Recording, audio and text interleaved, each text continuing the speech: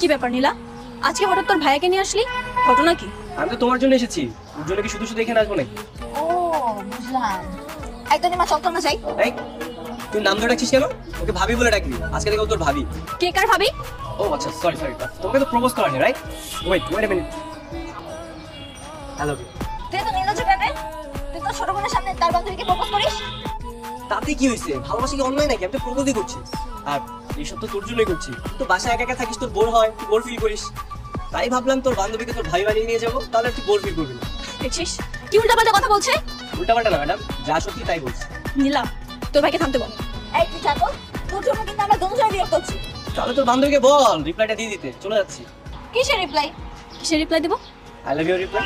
আপনার কাছে কি ভালোবাসাটাও ফাইজলামো মনে হয় যে আপনি যখন চাইছে কবে তাই বলবেন? না না, মোটেও না, আমার কাছে রঙিন মনে হয়। জীবনটা কত সুন্দর, স্নিগ্ধ, কল্পনা, মায়া। এই তুই এখান থেকে যা তো, তোর জন্য কিন্তু আমার দেরি হয়ে যাচ্ছে। এই, চল তো। আচ্ছা ঠিক আছে, আমিও চলে যাচ্ছি, আমি সামনে একটু ঘোরাঘুরি করে চলে যাবো। নেট থাকে দিয়ে দিস। আচ্ছা শোন না, দেখ ভাইয়া কিন্তু খারাপ না। ভাইয়া আমার ভাই বলে বলছি না, ভাইয়া আসলে একটা ভালো ছেলে। তোর ভাই যে কেমন ভালো ছেলে সেটা আমি খুব ভালো করে জানি, আমাকে নতুন করে বুঝাতে হবে না। সত্যি ভালো রে, তুই মন থেকে রাগটা কমিয়ে একটু কথা বল, তাহলে ঠিকই বুঝতে পারবি। আমি তো শুধু শুধু রাগ করিনি, তোর ভাইয়ের রাগের কাজ করেছে বলে তো রাগ করেছি। সব ভুলে জানা রে, ভাইয়া সত্যি তোকে অনেক পছন্দ করে। মুখ দিয়ে বললেই তার পছন্দ করা হয় না। তোর ভাইয়া ভেবেছে ওকে প্রপোজ করে সে খুব ভিন্ন কিছু করেছে, কিন্তু তোর ভাই এমন প্রথম একদমই ভালো লাগে। ভাইয়া ওমনি একদম মুখের উপর কথা বলে।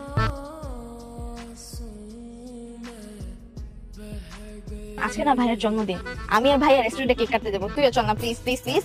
আমি? হ্যাঁ তুই প্লিজ, মানা করিস না প্লিজ।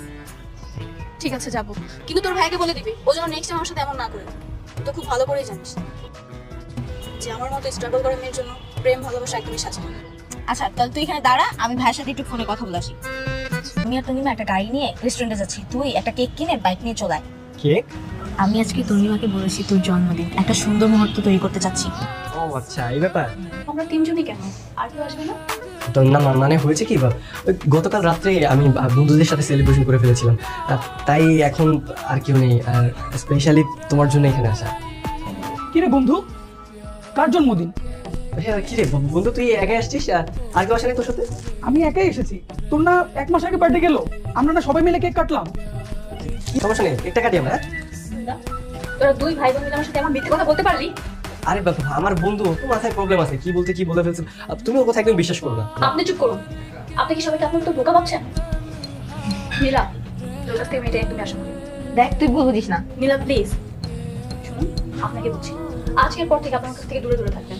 আপনি যেটা চাচ্ছেন না সেটা কখনোই সম্ভব না। ভাইয়া মন খারাপ করিস না, যা হয়েছে ভুলে জানা। সব দোষ তো তোর, ভালোবাসার শুরুটা একদম মিথ্যে দিয়ে করা উচিত হয়নি। কেন যে জন্মদিনে মিথ্যে নাটকটা করতে গেলি? আমি তো তোর ভালোর জন্যই করছি। দেখুন, আপনার সাথে আমার কোনো কথা নেই, যা হওয়ার তা হয়ে গেছে। আপনি এখন আমার সামনে থেকে চলে যান। দেখো, তুমি যে বারবার ভুল বুঝবে এটা তো হবে না। আমি বুঝতে পেরেছি যে নীলা একটু বাড়াবাড়ি করে ফেলেছে, তার জন্য তো আমি তো তোমার কাছে সরি বলেছি, তাই না? তাহলে এখন কেন এসেছেন? তোমার সাথে একটু কথা বলার জন্য। আপনার সাথে আমার স্পেশাল কোনো কথাই নেই। আচ্ছা ঠিক আছে, স্পেশাল কোনো কথা নেই, তাহলে আমরা সাধারণ কথা বলি। আপনি যা বোঝাতে চাচ্ছেন আমি বুঝতে পেরেছি, কিন্তু আপনার মতো লাক্সারিয়াস লাইফ আমার না। আমি পরিবারের একমাত্র মেয়ে, আমাকে স্ট্রাগল করে চলতে হয়। আপনার বাবার অনেক টাকা পয়সা রয়েছে, যেটা আপনার যখন চাইছে তখন তাই করতে পারছেন, এটা আমাদের জানা সম্ভব না। ভাইয়া ও তো আজকে বাচ্চাদের পড়াইতেও আসে নাই, আর আমি অনেকক্ষণ ধরে কল দিচ্ছি, কল তো রিসিভ করে না। আচ্ছা তুই আমাকে আগে বলিস নি কেন তোর বাসায় এত সমস্যা? ওইভাবে কখনো প্রসঙ্গ ওঠে নাই, তাই বলা হয় নাই। আমি গতকাল তোদের বাসায় গিয়েছিলাম, আঙ্কেলের সাথে অনেকক্ষণ কথা হয়েছে। আচ্ছা তাহলে চল আজকে যাই আমরা। তুই একটা কাজ কর, ওকে আরেকবার কল দিয়ে দে। হ্যাঁ নীলা বল। কই তুই? তোকে কতক্ষণ ধরে কল দিচ্ছি, কল রিসিভ করিস না কেন? আমি তো বাবাকে নিয়ে একটু ডাক্তারের কাছে এসেছি। কেন, কি হয়েছে বল? কি বলিস, আঙ্কেল কি অসুস্থ নাকি? হ্যাঁ, বাবার বুকে ব্যথাটা বেড়েছে, তাই তো ডাক্তারের কাছে নিয়ে এসেছি। দেখি এখন ডাক্তার কি বলে। আঙ্কেলের কি হয় না হয় আমাকে একটু জানাইস। ঠিক আছে, রাখি। কি বলছিস, কোথায় আছে? জিজ্ঞেস করিনি, জিজ্ঞেস করবো। হ্যাঁ একটু জিজ্ঞেস কর। আপনি অপারেশনের ব্যবস্থা করুন।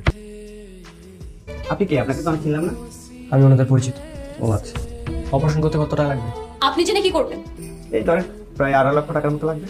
আপনি অপারেশনের জন্য যা যা লাগে অ্যারেঞ্জ করুন, আমি অ্যাকাউন্টে টাকা জমা দিচ্ছি। আচ্ছা ঠিক আছে। আপনি আমাদের ফ্যামিলির মধ্যে না করাচ্ছেন কেন?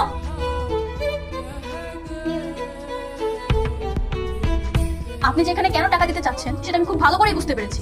দেখুন, আপনাকে আমি এর আগেও বলেছি, এখনো বলছি, আপনি যেটা চাচ্ছেন সেটা আমাদের মধ্যে কোনোদিনই সম্ভব নয়। তুমি আমার উপর এখনো রাগ করে আছো? বিশ্বাস করো, আমি নিজেকে অনেকটা পরিবর্তন করেছি।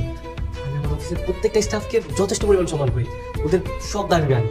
আপনি কি মানেন আর না মানেন সেটা তো আমার শুনে কোনো লাভ নেই। তুমি মানো আর না মানো, আমি তোমার জন্য সবকিছু করতে পারি।